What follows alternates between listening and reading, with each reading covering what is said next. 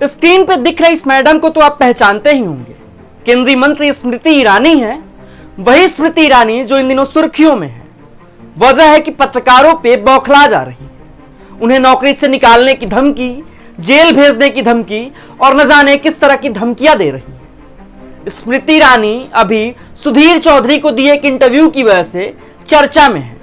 Interview के दौरान सुधीर चौधरी, जो आज तक के वरिष्ठ पत्रकार हैं, उन्होंने स्मृति ईरानी जी से सवाल पूछ लिया टमाटर की महंगाई पर। मैडम बौखला गई और सुधीर चौधरी का सवाल ऐसा था कि मैडम क्या बौखला गई, वो हम आपको बताते हैं। दरअसल सुधीर चौधरी ने पूछा कि जब टमाटर के दाम 250-300 रुपए किलो हुए थे तो आपके घर में टमाटर के दाम पे चर्चा होती थी। स्वाभाविक सी बात है, जब टमाटर के दाम आसमान छू रहे थे हर आदमी चर्चा कर रहा था, सबके घरों में टमाटर पे बात हो रही थी, सोशल मीडिया पे बात हो रही थी। जाहिर सी बात है कि स्मृति ईरानी जी के घर में भी बात हुई होगी, उनके यहाँ रिश्तेदार नातेदार टमाटर को लेकर बात जरूर किए होंगे। यही सवाल सुधीर चौधरी ने पूछा क्या, मैडम भड़क गई। मैडम ने तुरंत कहा कि सुधीर जी, अगर मैं आपसे पूछूं कि आप जब जेल गए थे तो आपका अनुभव कैसा था।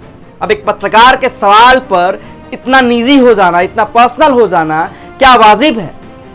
क्या वजह है कि स्मृति ईरानी बौखला गई हैं?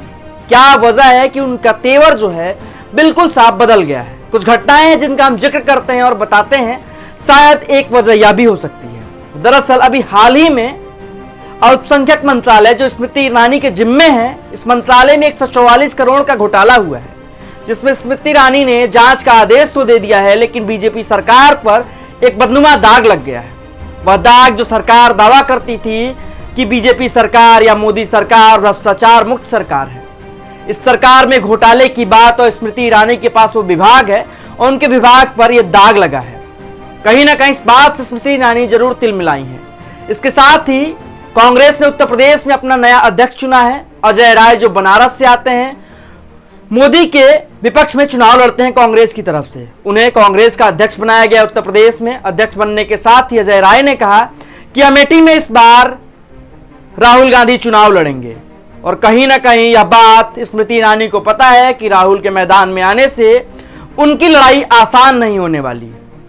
पिछला मुकाबला भले स्मृति ईरानी जीत गई हो, लेकिन इस बार इसलिए मुश्किलें हैं कि राहुल गांधी की इमेज में बदलाव हुआ है। भारत जोड़ो यात्रा के बाद उनको लोग पसंद कर रहे हैं। कांग्रेस के हालिया प्रदर्शन को देखें तो कई स्टेट में कांग्रेस ने बेहतर प्रदर्शन किया है, चाहे वो हिमाचल की बात हो या कर्नाटक की बात। ऐसे में स्मृति ईरानी इस बात को जानती हैं कि वो पुराना मोदी लहर नहीं है।